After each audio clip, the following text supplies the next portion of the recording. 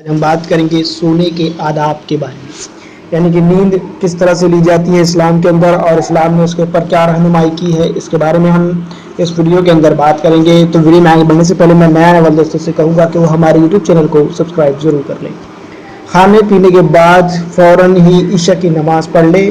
عشاء کی نماز پڑھنے سے پہلے سونے سے پرہیز کیجیے، اور اس طرح اکثر عشاء کی نماز خطرے میں پڑ جاتی ہے کہ زیادہ کھانا نہ کھائے۔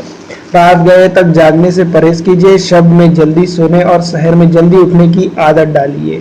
رات کو جاگنے اور دن میں نیند پوری کرنے پر پرہیز کیجیے۔ دن کو اللہ تعالیٰ نے آرام کے لیے نہیں بلکہ کام کے لیے بنایا ہے، اور رات کو جو ہے تو اللہ تعالیٰ نے آرام کرنے کے لیے بنایا ہے، لیکن بہت سارے لوگ اس کا الٹ کرتے ہیں۔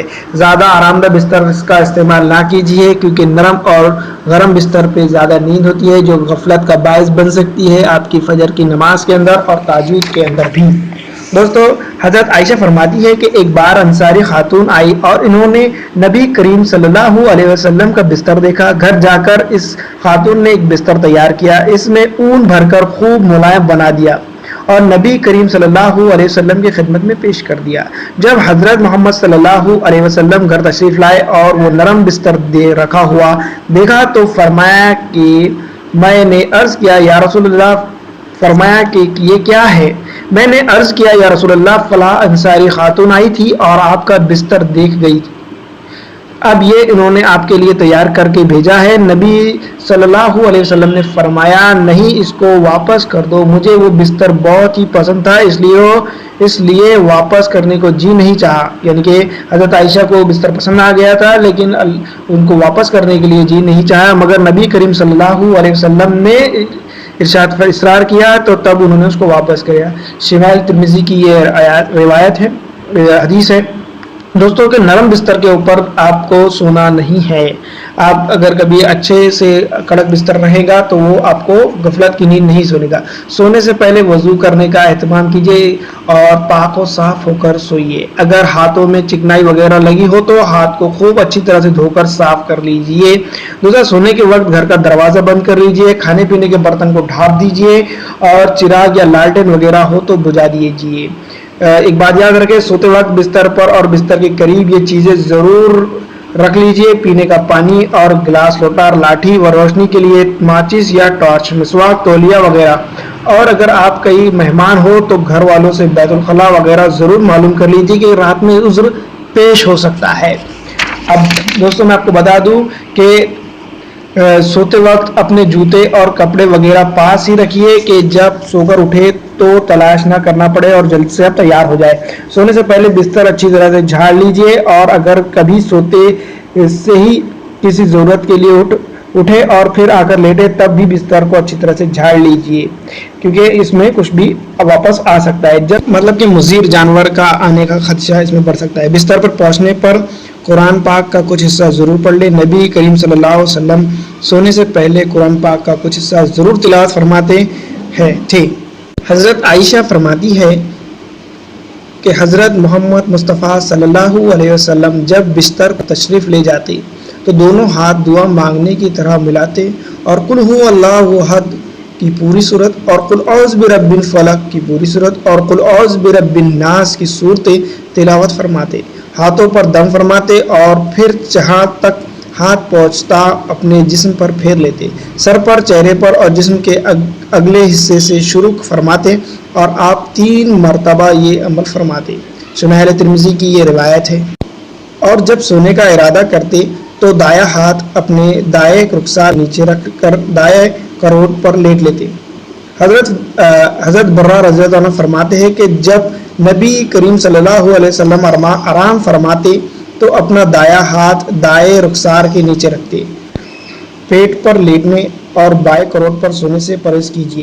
سونے کے لیے ایسی جگہ کا انتخاب کریں جہاں پر تازہ ہوا پہنچتی ہو۔ ایسی جگہ پر ہرگز نہ سوئے جہاں پر ہوا نہ پہنچتی ہو اور آپ کو کچھ بھی عذر اس کی وجہ سے ہو سکتا ہو۔ منہ لپیٹ کر نہ سوئے، اس طرح سونے سے صحت پر برا اثر پڑتا ہے۔ جہاں چہرہ کھول کر سونے کی عادت ڈالیے تاکہ آپ کو تازہ ہوا ملتی رہے۔ سونے سے پہلے دعا ضرور پڑھ لے۔ دعا بہت چھوٹی سی ہے، مختصر سی ہے، آپ کو یاد بھی بہت جلدی ہو جائیں گی اور آپ کے بچوں کو بھی یاد ہو جائیں گی۔ بچوں کو بھی اس کو یاد کرا دے اور ایک بات یاد رکھیں کہ بچوں کو بھی اس کی عادت ڈالیں۔ دعا یہ ہے: اللہم بسمک آمنت وحیا، خدایا میں تیرے ہی نام سے موت کے آغوش میں جاتا ہوں اور تیرے ہی نام سے زندہ اٹھوں گا۔ اس کا مفہوم یہ ہوتا ہے، بخاری مسلم میں یہ آتی ہے۔ رات کے آخری حصے میں اٹھنے کی عادت ڈالیں۔ نفس کی تربیت اور خدا سے تعلق پیدا کرنے کے لیے آخری شب میں اٹھنا اور خدا کو یاد کرنا ضروری ہے، اور جب کوئی اچھا خواب دیکھے تو خدا کا شکر ادا کیجیے اور اس کو اپنے حق میں بشارت سمجھیں۔ نبی کریم صلی اللہ علیہ وسلم کا ارشاد ہے: اب نبوت میں سے بشارتوں کے سوا کچھ باقی نہیں رہا۔ لوگوں نے پوچھا بشارت سے کیا مراد ہے؟ آپ نے فرمایا اچھا خواب۔ بخاری مسلم کی یہ روایت ہے۔ اور آپ نے یہ بھی فرمایا کہ تم میں جو زیادہ سچا ہے اس کا خواب بھی زیادہ سچا ہوگا، اور آپ نے یہ ہدایت بھی فرمائی کہ جب کوئی اچھا خواب دیکھو تو خدا کے حمد و ثنا کرو اور اس کو بیان کرو اور دوست سے ہی بیان کرو۔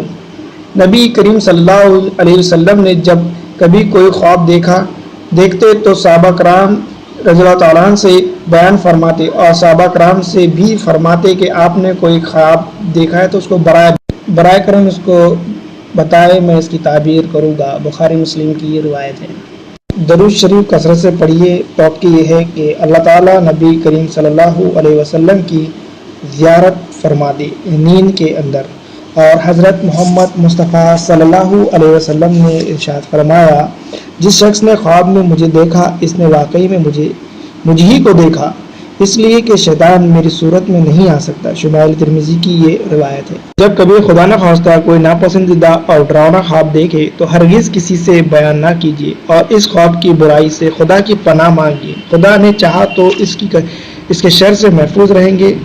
اپنے جی سے گھڑ کر جھوٹے خواب بیان نہ کیجیے۔ حضرت عبداللہ بن عباس رضی اللہ عنہ کا بیان ہے کہ نبی کریم صلی اللہ علیہ وسلم نے فرمایا: جو خواب دیکھے بغیر اپنی طرف سے گھڑ گھڑ کر بیان کرے گا اس کو یہ سزا دی جائے گی کہ جو کے دو دانے کا مطلب گھیو کے 2 دانوں میں گرہ لگائے، اور وہ ایسا کبھی نہ کر سکے گا۔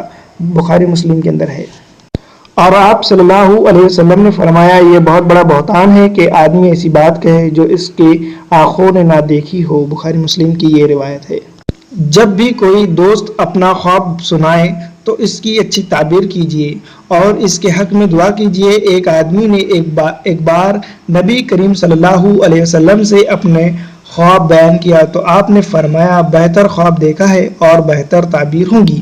نبی کریم صلی اللہ علیہ وسلم عام طور پر فجر کی نماز کے بعد پالتی مار کر بیٹھ جاتے اور لوگوں سے فرماتے: جس نے جو خواب دیکھا ہو بیان کرو، اور خواب سننے سے پہلے یہ الفاظ فرماتے: اس خواب کی بھلائی تمہیں نصیب ہو اور اس کی برائی سے تم محفوظ رہو، ہمارے حق میں خیر ہو اور ہمارے دشمنوں کے لیے وبال ہو، اور حمد و شکر خدا ہی کے لیے ہے جو تمام عالموں کا رب ہے۔ اس طرح سے حضرت محمد مصطفیٰ صلی اللہ علیہ وسلم خواب کو سنتے بھی تھے اور اپنے خوابوں کو سناتے بھی تھے۔ حضرت محمد مصطفیٰ صلی اللہ علیہ وسلم خوابوں کی تعبیر بھی کیا کرتے تھے، اور انہوں نے خود ایک وقت میں ارشاد فرمایا ہے کہ اب نبوت میں سے بشارتوں کے سوا کچھ باقی نہیں رہا ہے۔ لوگوں نے پوچھا بشارتوں سے کیا مراد ہے؟ فرمایا اچھا خواب۔ تو دوستو، اچھے خواب اس کا مطلب یہ ہوتا ہے کہ اچھے خواب ہمیں دوسروں تک سنانے چاہیے، ایسے لوگوں کو جو اپنے دوست ہو، ایسے لوگوں کو نہیں جو ہمارے دشمن ہو، ایسے لوگوں کو ہمیں خواب نہیں سنانا چاہیے۔ تو دوستو، یہ تو سونے جاگنے کے آداب میں مختصر سے میں دینا چاہتا ہوں کہ سونے سے پہلے ارادہ ضرور کر لے سونے کا، اور وضو کر لے، جلدی عشاء کی نماز پڑھ لے، اور بستر پہ جانے سے پہلے بستر کو 3 بار صاف کر لے۔ قل هو اللہ احد، قل اعوذ برب الفلق، قل اعوذ برب الناس 3 مرتبہ دم کر لے اور پھر جسم پہ مر لے۔ سیدھے طرف کروٹ پہ سوئے، بائیں کروٹ پہ سوئے، اپنا ہاتھ کی گال کے نیچے ایک ہاتھ رکھ دے اور دعا پڑھ لے، سونے کی دعا، اللہم بسمک آمنت وحیا، اور خاموش یہ اختیار کریں، نیند میں سونے سے پہلے بک بک نہ کرے، کیونکہ اس طرح کی باتیں ہی ہمارے دماغ میں ذہن میں گھومتی رہتی ہے اور ہمیں مکمل طور پہ نیند نہیں آئے گی۔ تو دوستو اور بھی بہت سارے ایسی چیزیں ہیں جو سونے جاگنے کی آپ کو اس ویڈیو میں سمجھ میں نہیں آئی ہو تو اچھے عالم دین کو رجوع ضرور کر لیں اور سمجھیں کہ سونے کے آداب کیا ہے۔ زیادہ سونے سے ہمارے صحت پہ اثر اچھے پڑتے ہیں۔ تو دوستو اس ویڈیو میں اتنا ہی، اچھی لگتی ہے تو اس کو لائک اور شیئر ضرور کر دیں۔